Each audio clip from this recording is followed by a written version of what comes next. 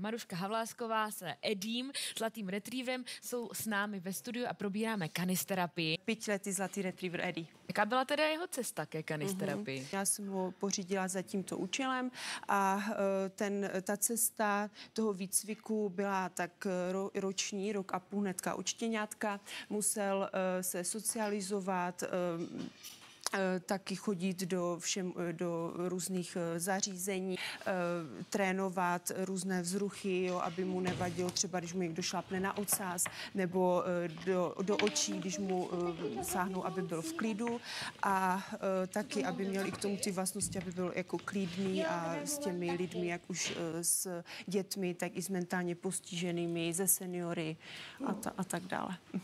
Můžeme si něco ukázat? Diváci po očku trošku sledují, jak třeba ta kanisterapie probíhá v praxi. Když to uvidíme, jak to vlastně vypadá. Čím začneme?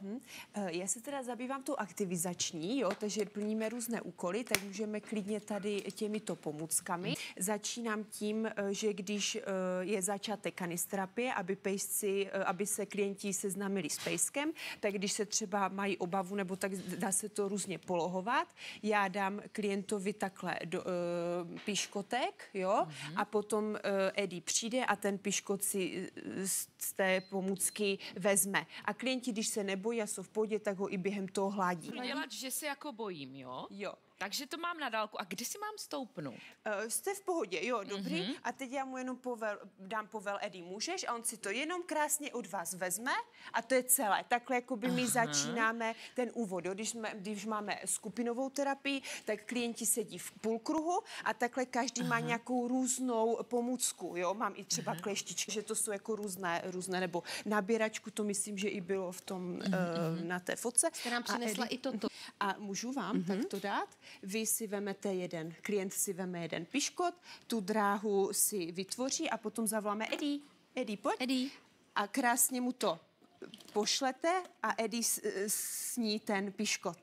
Má ho, jo? Jo, má ho. Klidně můžete ještě jednou, jestli chcete. Musím to teda nějak jako zatočit. On totiž, jo, tam je i ten, že klient má ten zvuk, i že se dívá, jak ten piškot jde a pejsek to má hodně rád.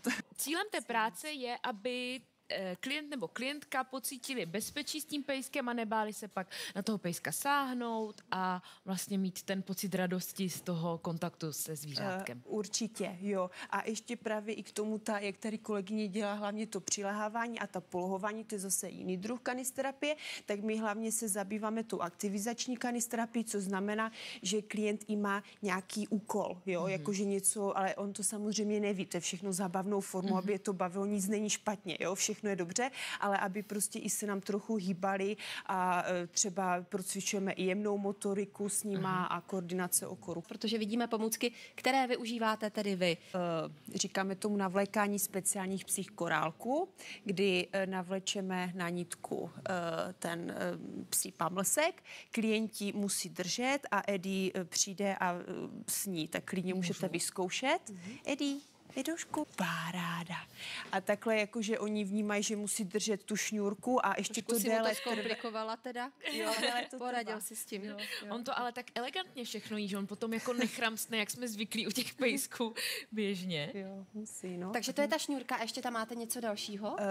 Potom tady mám třeba čichací dečky. Teďka, jak je podzim, tak já mám, když je jaro, léto, takže podzim mám ve tvaru lístečku a tam se schovávají klienti, aby prostě tu jemnou motoriku si procvičili, tak schovávají na tu čichací dečku ty dobrodky. Jo? A on to hledá. On to hledá. Edošku, pojď tady. Eddie.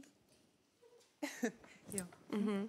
Rozumíme, že tam probíhá takové to souznění toho klienta s tím vaším pejskem. A oni ještě jako se na to dívají, potom ho i hladí a hlavně je to super ty čichací dečky na tom, že je tam ten čas, že ten pes hnedka jako neuteče, ale jako že se věnuje tomu klientovi, než najde ty dobrodky. My víme, že vy nově působíte také ve fakultní nemocnici v Ostravě. Jak to tam probíhá, ta spolupráce? Kde chodíte? Jak je to u vás, Eddie? My chodíme na psychiatrické oddělení, snažíme se jednou týdně ve čtvrtky dopoledne a děláme s nima ty dělají různé aktivity, jo. A lidé jsou tam středního věku a postarší, jo. Jsou z toho unavení, nemyslím teď vás dvě, ale ty vaše psí společníky, protože přece jenom energii nějakou musí vydávat. Těch lidí, klientů je tam dost. Jestli na nich třeba pozorujete, že opravdu už teď potřebuje ten čas mít sám pro sebe.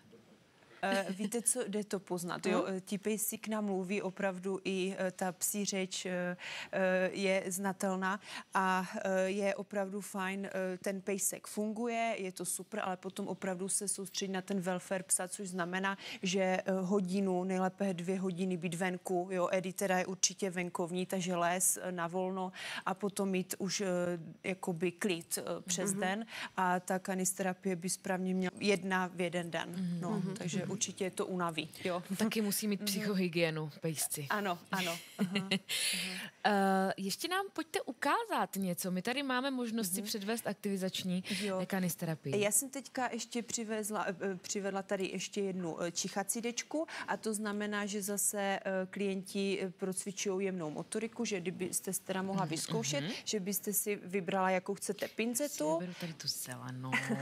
Schováte do té dečky někde tu dobrotku, jo? Takže perfektní, ano, skvěle. Jo. A takhle, když se to jako udělá, klienti právě chodím, jo, každý schová ten jeden piškot a potom Eddie to sní. Takže doufám, že Eddie moc prostoru. Edošku, pojď. Ono to není asi tak, super. No to by mě právě zajímalo, jak hlídáte i to, ať si nepřejí tady.